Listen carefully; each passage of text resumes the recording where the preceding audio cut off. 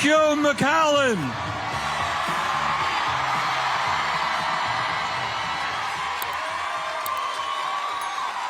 Well, thank you all very much for being out here tonight. This is quite the crowd.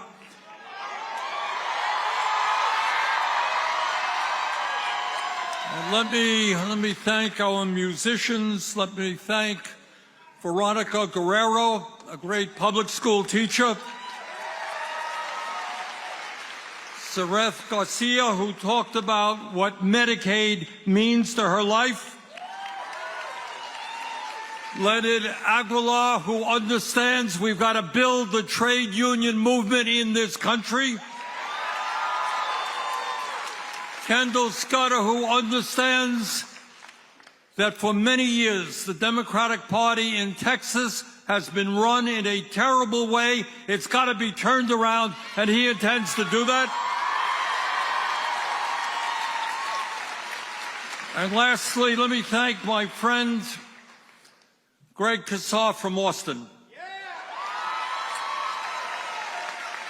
Texas, you have given us one of the outstanding members of the U.S. Congress, and we appreciate that very much.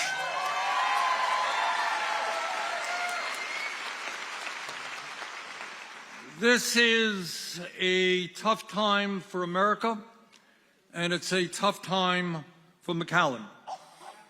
And I'm not going to deny that for a second. And I hope tonight that we're going to have a serious discussion about what's going on in our country and what's going on right here. There's a lot of bad news, clearly, in the fact that we have, as a nation today, more serious crises than we have ever had in the modern history of America. And if you're feeling a little bit overwhelmed, you're not alone. That's a feeling that is being experienced all over America.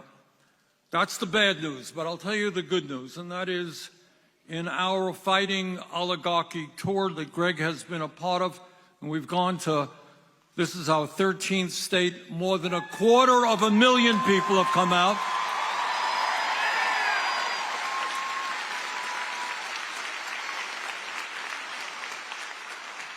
And just last Saturday, on the No Kings Day,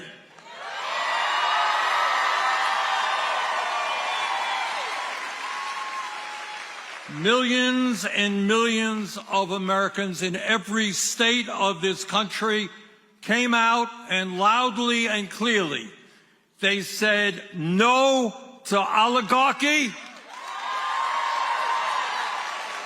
no to authoritarianism and picking people up off of the streets. No to kleptocracy and a president who's going to make billions of dollars off of his presidency. And no to legislation which will provide, if passed, hundreds of billions of dollars in tax breaks to the top 1% and make devastating cuts to the needs of working families. So that's what's going on in the country. And let me be more specific. You are now living in an oligarchic form of society. Some of you may have noticed when Trump was inaugurated, seems like 20 years ago, but it was just a few months ago, standing right behind him were the three wealthiest people in America, Mr. Musk, Mr. Bezos, Mr. Zuckerberg. You know those guys. And then seated right behind them were another 13 billionaires who Trump had nominated to head various major government agencies. So I don't have to tell you or the American people that today we have a government of the billionaires, by the billionaires, and for the billionaires. I don't have to tell you because Mr. Trump did already. Today in America, we have more income and wealth inequality than we have ever had in the history of the United States of America. Now, what I'm going to tell you doesn't get on TV too much and certainly not discussed in the halls or the floors of Congress.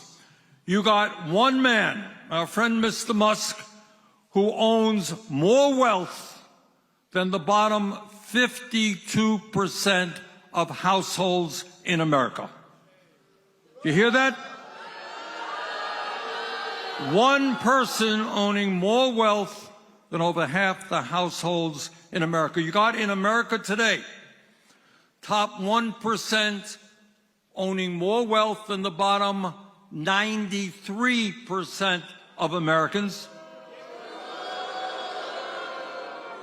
You got CEOs in America now making 350 times what their average employees make.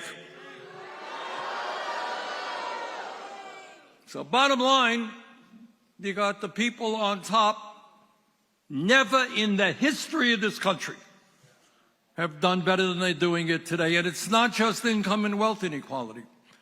You got more concentration of ownership in America, in every sector of our society, whether it's agriculture or transportation or financial services. You got a few giant multinational corporations who control what is produced and, more importantly, the high prices for the products that you pay. Bottom line is that in the wealthiest country in America, in the history of the world, we have two Americas.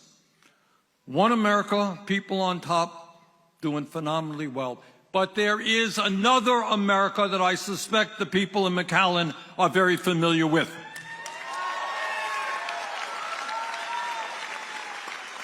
And that is that while the 1% is doing extraordinarily well, there are millions and millions of families in Vermont and here in Texas who are struggling to pay the rent, struggling to pay for health care, struggling to put food on the table, to pay for child care and other basic necessities of life.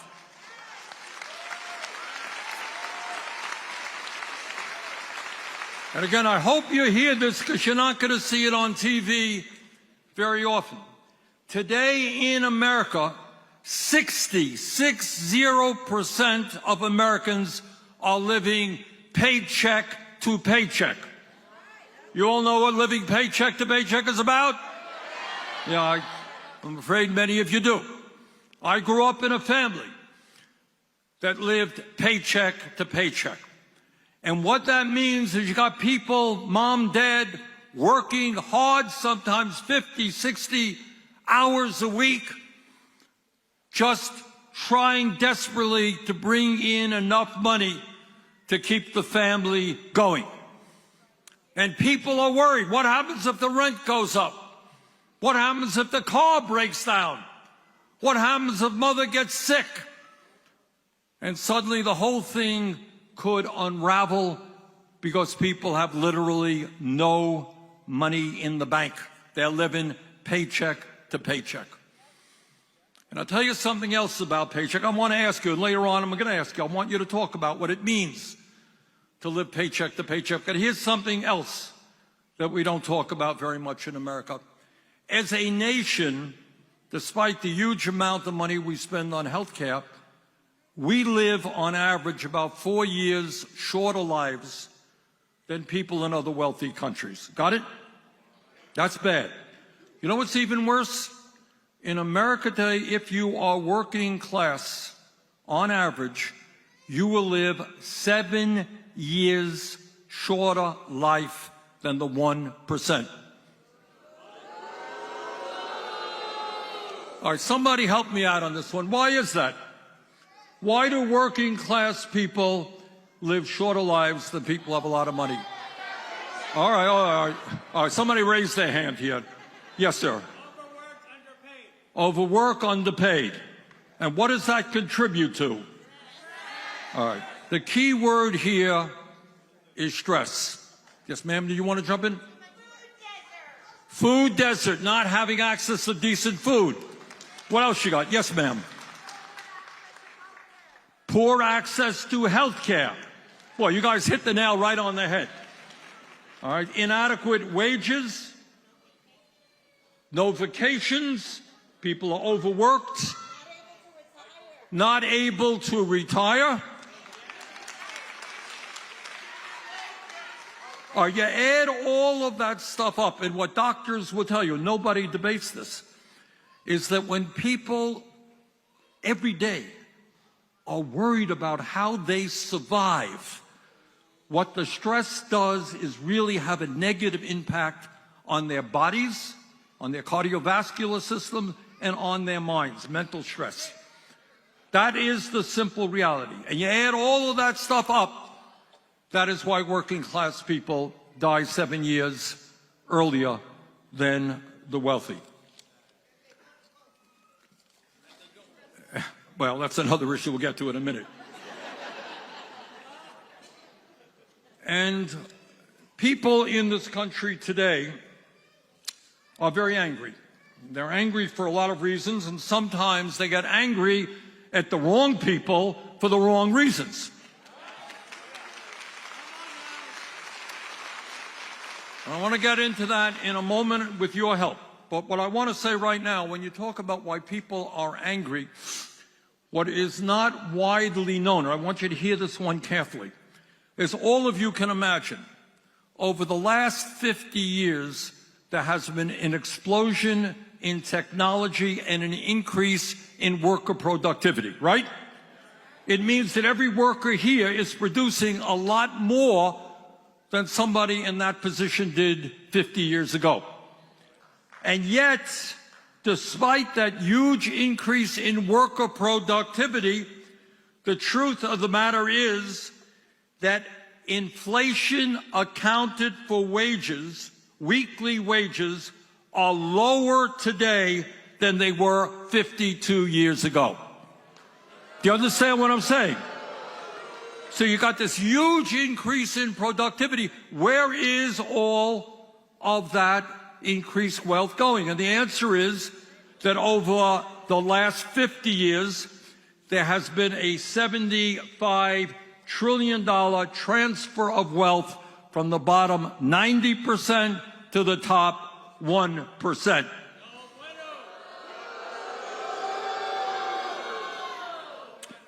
And in the midst of all of that, stagnant wages, people not being able to keep up with inflation, cost of childcare exploding, groceries exploding, that in the midst of all of that, right now, literally today, I'll be back in Washington on Monday.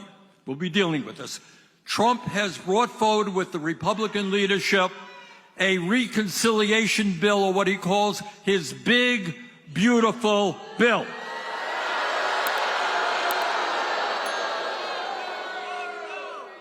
And at a time of massive income and wealth inequality, this bill would provide $650 billion in tax breaks to the top 1%.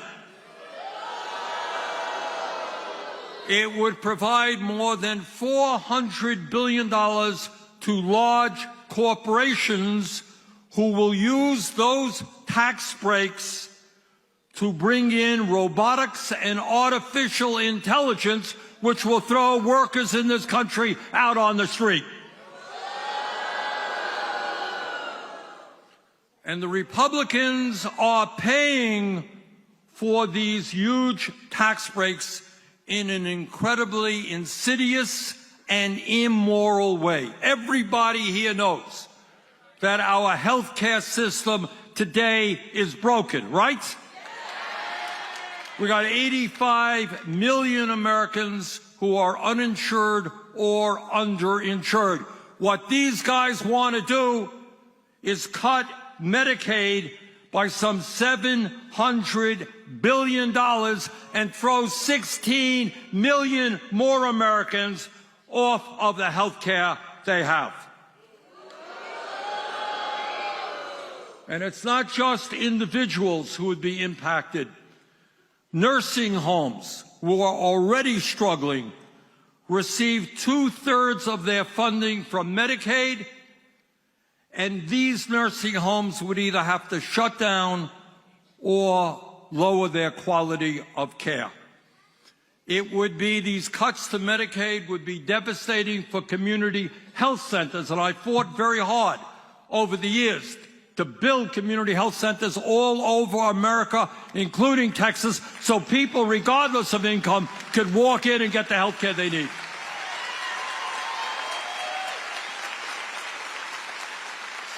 This bill cuts in Medicaid, devastating not only community health centers, but the hospitals, to the entire healthcare system. And here's something that is really unbelievable and shocking. There was a study done recently by the Yale School of Public Health and the University of Pennsylvania.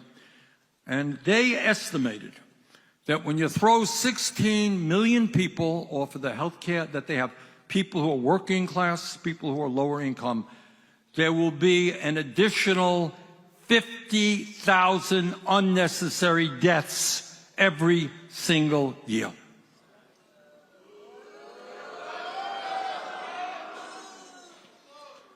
But it's not just our healthcare system that would be devastated by this legislation. And this, again, is almost, you wonder the mentality, what world these guys are living in. All of us know that there are kids in Texas and in Vermont who go hungry. They don't get enough food, right? There are senior citizens who are dependent on Meals on Wheels program, congregate meal program, so they get at least one decent, nutritious meal a day. This legislation would cut $290 billion from nutrition. It is shameful, it is immoral, it is outrageous.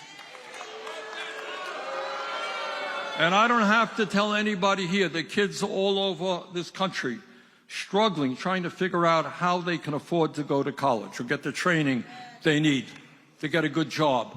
This bill would slash education funding by $350 billion a year.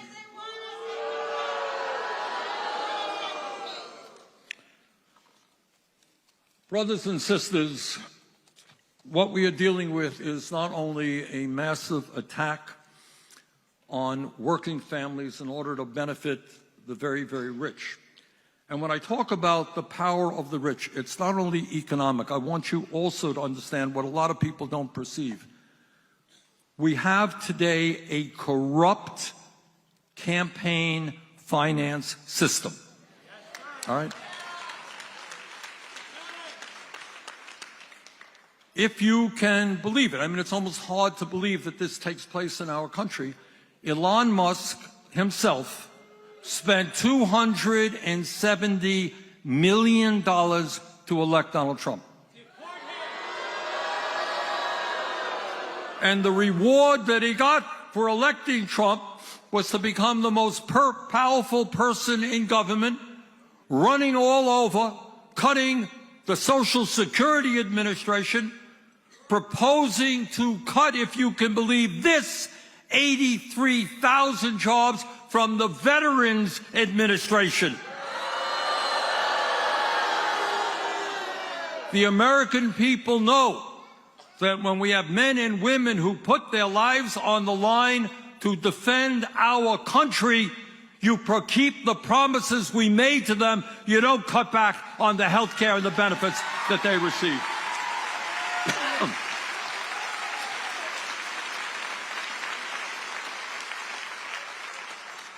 But what Trump is doing is not just waging an attack against the working class of this country. He is moving America very rapidly and dangerously into an authoritarian form of society. All right? We are supposed to have under our Constitution a separation of powers. You got an executive branch, you got a legislative branch, you have a judiciary. And this power-hungry man wants it all. He is usurping and taking away powers in the Congress. He is threatening the judiciary if a judge rules against him, threatening to impeach that judge. He is going after and suing media because some media has the courage to point out what he is doing. Now, this is a guy who every day is making vicious attacks against people he doesn't like. But when people attack him, he is very sensitive. His feelings get hurt. Okay? Very sensitive man. So he has sued ABC. He has sued Meta. He has sued the Des Moines Register because he didn't like a poll that they did.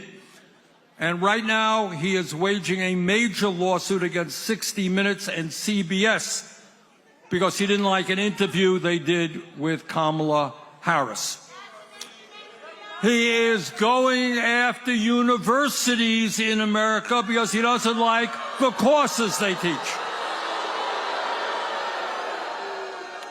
He is going after law firms because they represented clients he didn't like. And now, right now, in McAllen and other parts of this country, we're seeing what authoritarianism is about in its ugliest way. We're seeing people being stopped on the street, being picked up at their workplace, thrown into vans and taken God knows where without due process.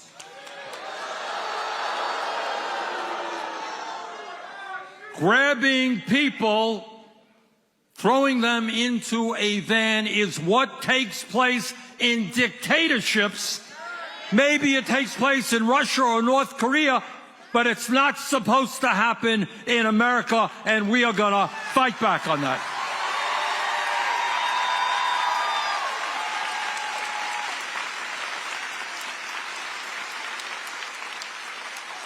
A major point that I want to make is that the overwhelming majority of the American people do not support Trumpism.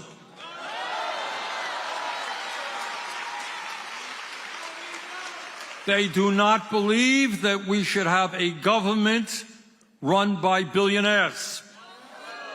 Some of you may recall a speech Abraham Lincoln gave on the Gettysburg battlefield in 1863. And you know what he said? He looked out on this battlefield where a terrible battle had taken place in the fight against slavery. And he looked out there and he said, what we owe these men, and thousands died on that day. Many were wounded and died later. He said, we owe them a vision which says that America will have a government of the people, by the people, for the people. That's what we believe.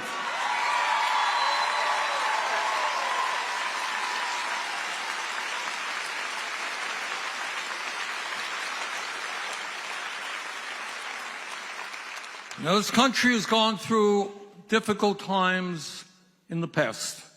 Fight over slavery, the abolitionists in the 1840s, 1850s, that struggle. We've gone through the terrible depression in the 1930s, where unemployment was like 25%. Got into World War II. We were totally unprepared to fight two wars, one in Europe and one in Asia. We have struggled for decades to fight for women's rights, to fight for civil rights, to end discrimination against the gay community, to create a nation in which all people can live together with justice. And we have had some good successes over the years. But where we have not succeeded is in the economic struggle. I want all of you never to forget not only that you are living in the wealthiest nation in the history of the world, but with so much new technology out there, the truth of the matter is that all people in America should have a decent standard of living.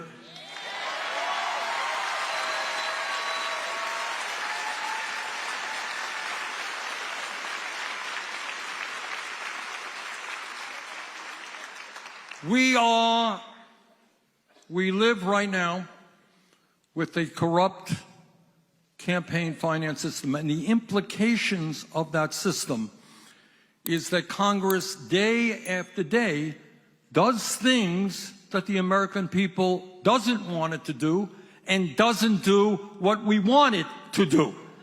And the reason for that is you have these billionaires out there. You got Musk saying to the Republicans, if you vote against my tax breaks for billionaires, we're going to primary you, we're going to throw you out of office. And on the Democratic Party, you got big fundraisers who say, if you stand up and vote for ending funding for Netanyahu's horrible war in Gaza,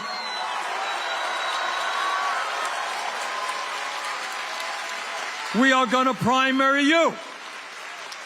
And right now, you're seeing cowardly members of Congress who are refusing to stand firm and say, no, we are not going to go to another war in Iran.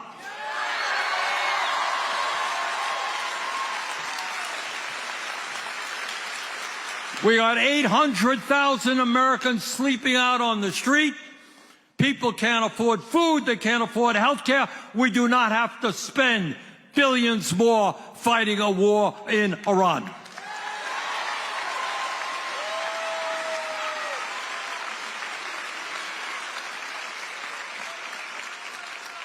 But what that means is the most important political issue. It's not a sexy issue, but it is enormously important. We have got to end this disastrous Citizens United Supreme Court decision. It is not a democracy when billionaires buy elections. And instead of giving tax breaks to billionaires, which is what Trump wants, our demand is that when the rich have never had it so good, they're going to start paying their fair share of taxes.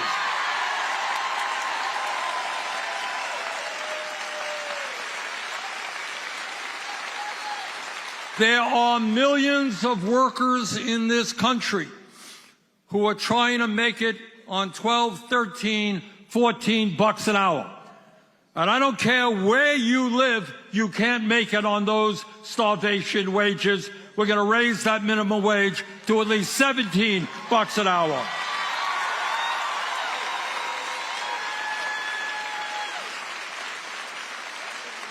And what workers increasingly understand is they're not going to be able to negotiate for decent wages, decent benefits, decent working conditions without a trade union. And that's why we got to make it easier for workers to join unions.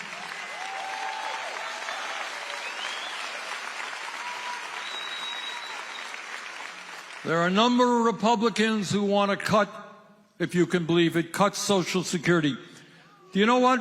This is, again, an unbelievable fact. Some 22% of seniors today in America are living on $15,000 a year or less. Can anybody explain to me how anybody in America, let alone a senior, can make it on $15,000 a year?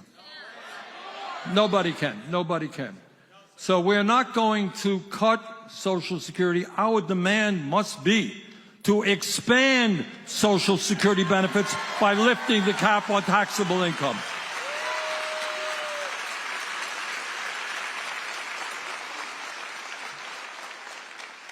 And many years ago, well, not so many years ago, workers had what was called defined benefit pension plans. You know what that is?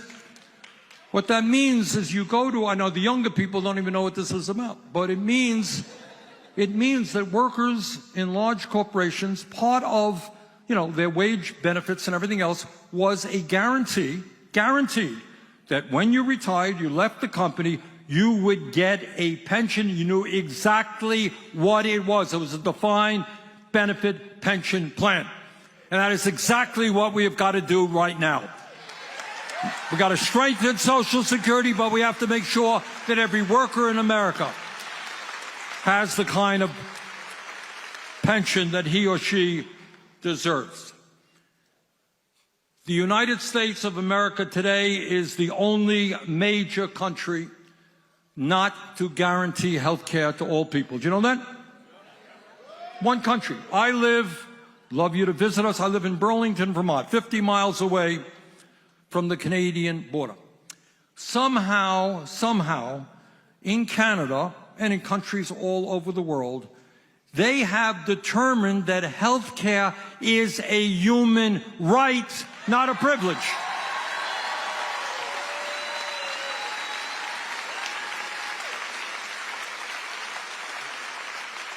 The function of today's broken and cruel healthcare system is not to provide quality care to all. It is to make huge profits for the insurance companies and the drug companies. And our job, and this is not a radical idea, it's not just Canada, it's all over Europe, it's in countries in Latin America. Our job is to make sure that we have a healthcare system that provides quality care to every man, woman, and child as a human right.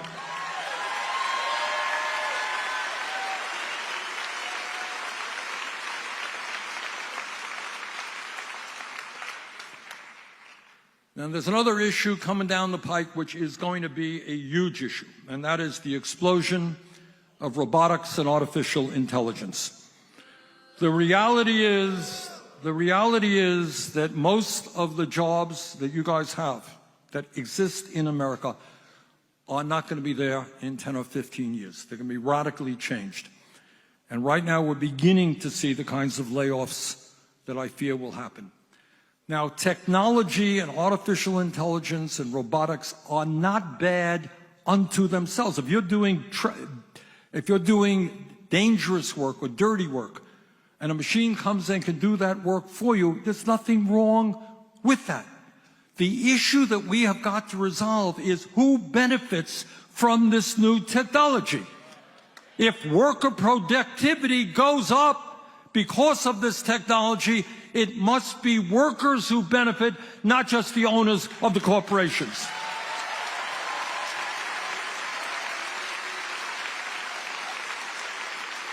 And this is a huge issue that we're working on right now. Well, let me just wind down my remarks, and then I want to take some questions or comments and just say this. These are tough times for our country. And we are taking on what I call them oligarchs. These are people who have more wealth than you could imagine. I mean, they're not billionaires, they're multi-billionaires. They have tens of billions of dollars. And I think what we have to understand, we are facing in this country, as all of you know, serious problem in Vermont, I'm sure it's here as well, addiction, drug addiction problems, problem right here, overdoses and all that. You got people who are addicted to drugs, we have people addicted to alcohol, etc., etc. What these people are addicted to on top, and I mean this seriously, they are addicted to it. They are addicted to greed. They want more and more. Everybody wants to live comfortably. Everybody wants to make money. But for these people, there is no end in sight. They're prepared to destroy Social Security, Medicare, Medicaid, in order to get even more wealth and more power. And the only way we stop them, what they got is incredible power, unlimited resources, they own the media, etc., etc. But we have one thing that they don't have. We have the people.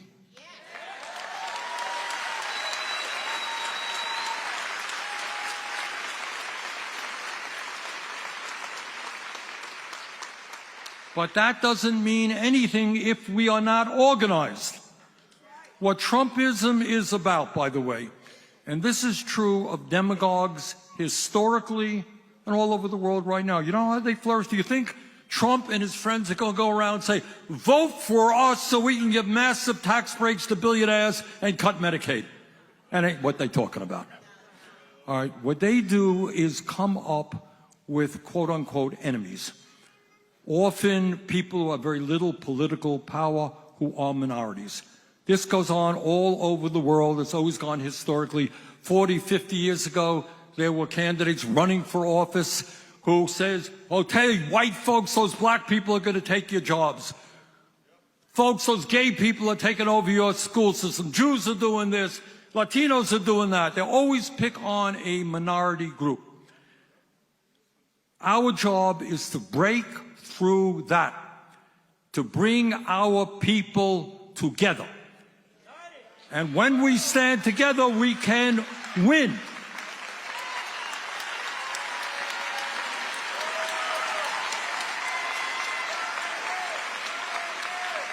But that is what demagoguery is. Instead of saying, well, you know what, maybe the problem with America is the fact that you have billionaires with uncontrollable greed who are prepared to destroy working people to become even richer.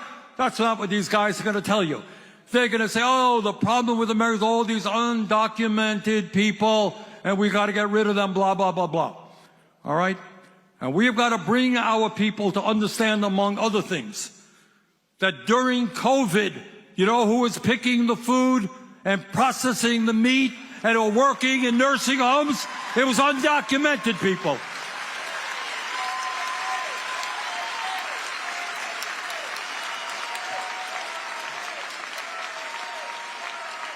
And the answer is not to have ICE agents picking people up off the streets. The answer is comprehensive immigration reform and a path towards citizenship.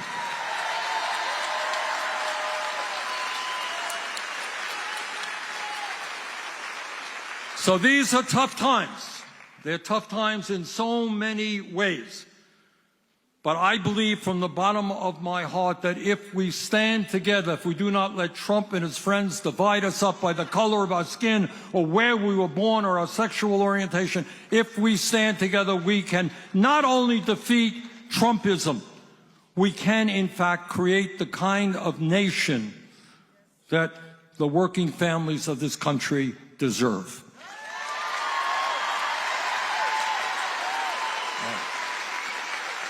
All right, I want to ask you a question right now, and I'd like somebody to raise their hand, maybe come up here. Let's talk about immigration. Let's talk about what's going on in McAllen. Who wants to come on up here and say a few words on that, or raise their hands at least? Got a mic? All right. Who wants to talk about that? Danny? Okay, right here? All right, we got a mic for you. 1 second. Okay. Hold the mic in your hand. Hold it, okay. Right, tell me what's happening. Hold it. You can hold it. Let him hold it. Can I hold it? You can hold it. Is that okay? Well, Senator Sanders, first of all, thank you so much for coming down to the border.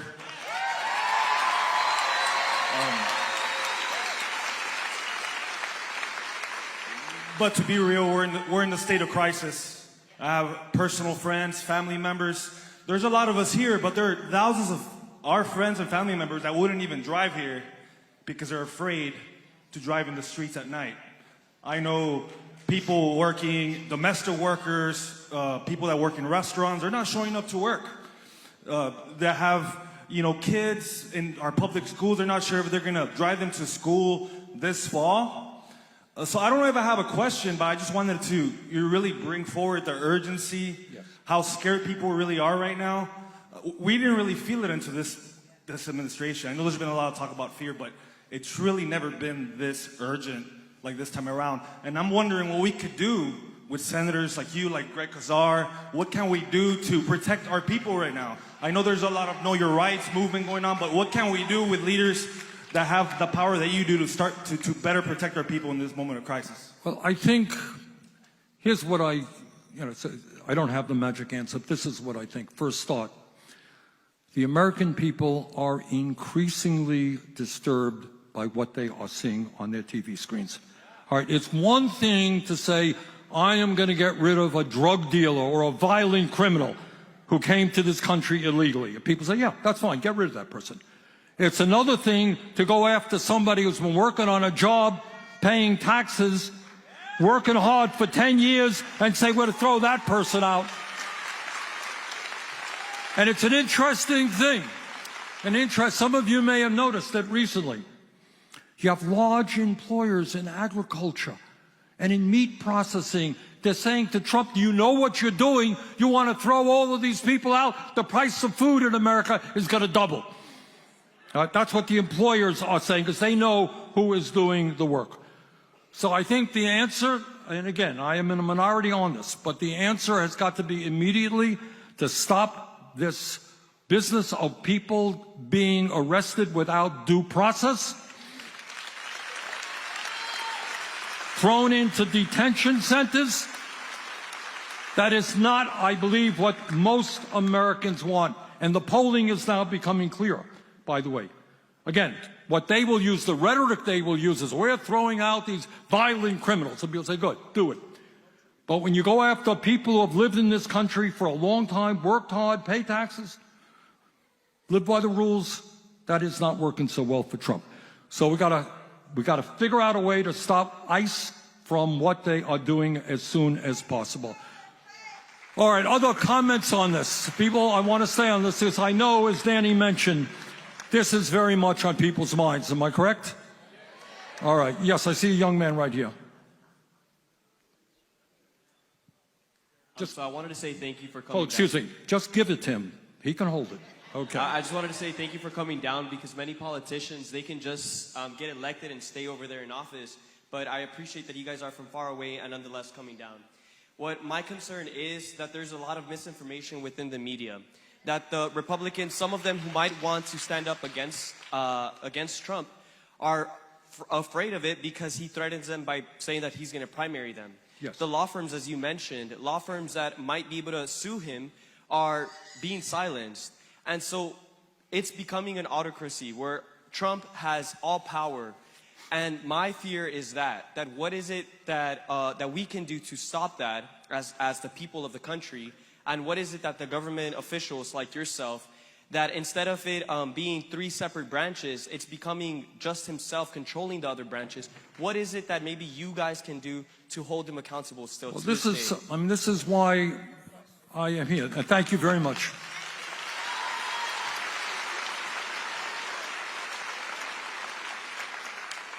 You know, I believe in democracy. I really do, in my heart of hearts. You disagree with me, that's fine. That's what America is supposed to be about. Make your point. You want to run against me? Run against me.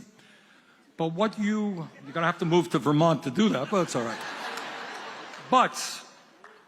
But what is happening now, and this young man made the point, if you are a Republican member of Congress in Texas or anyplace else, and in your heart of hearts, you understand how devastating these cuts to Medicaid would be, right?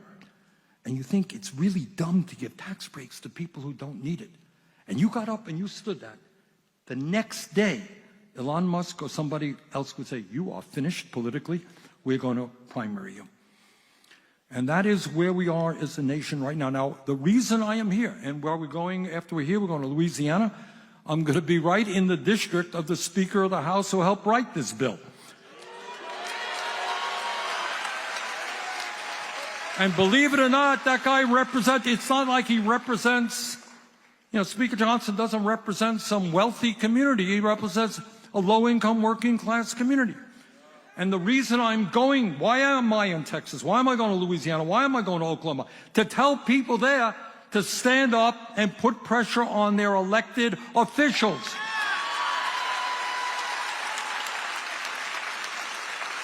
So they're going to have to make a decision. Is it Just their campaign contributions? Or are they going to have to listen to people who understand what's going on and are going to throw them out of office if they do the wrong thing? So that's kind of what the reason you're asking me what I'm doing. That's why I'm here, is to mobilize people in Texas, Louisiana, Oklahoma. These are conservative states. But my strong guess, you go out in Texas, any place else, and you say to people, do you think it's a good idea to give tax breaks to billionaires and cut Medicaid? 80, 90% of the people will say no. But they don't know what's going on, and our job is to mobilize those people, and that's what we're doing right now. All right, other questions on let's stay on immigration for a moment if we can. Anyone else want to say a word? I see a woman straight in front of me. Yes, thank you. Let's get a mic. We'll get you a mic.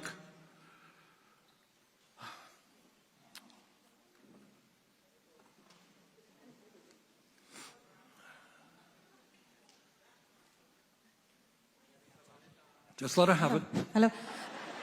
Senator Sanders, thank you for coming to South Texas. My name is Gabby Zabaleta, and I would like to ask the Democratic Party to take the narrative of immigration and to stand for us. Because we are workers, we're good people, and if they do not take the narrative and start writing immigration reform, the Republicans are going to continue to call us names and berate us, and that's not fair. So please tell the Democratic Party to stand up and also take some of the risk along with us. Thank you.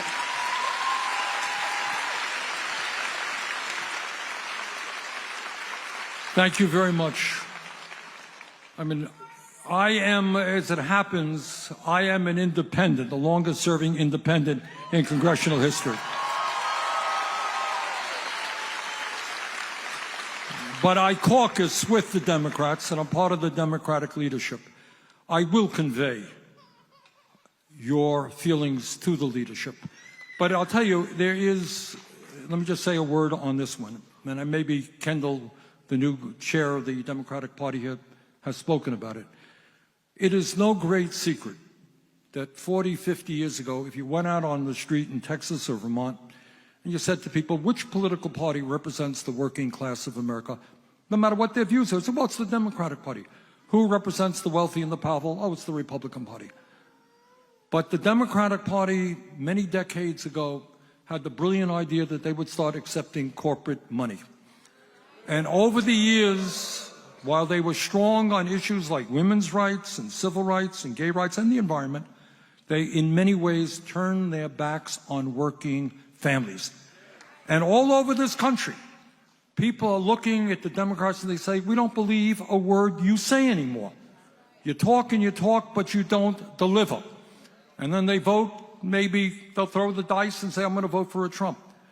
What I am trying to do is two things.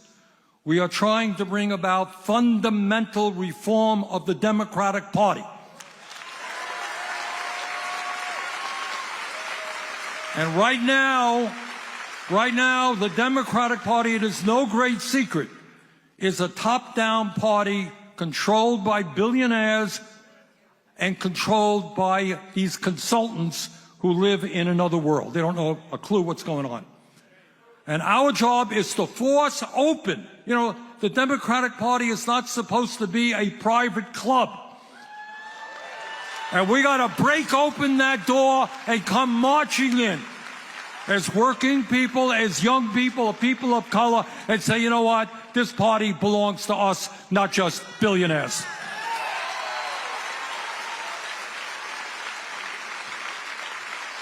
All right, look.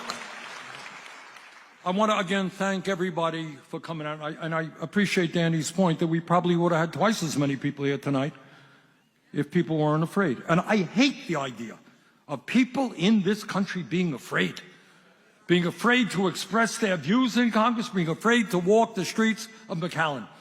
That is not what this country is about. But we have gone, let me just conclude by saying this. Again, these are tough times. These are the most difficult times in my lifetime, and I'm older than most of you.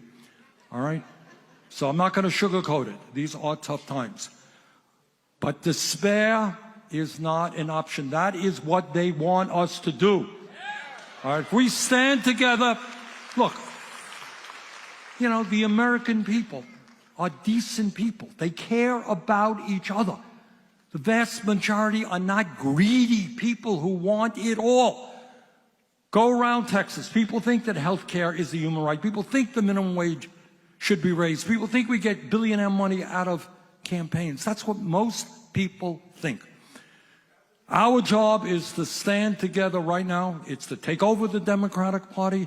It's to take on the greed of the billionaire class. It's to create a country of compassion and, dare I say, of love.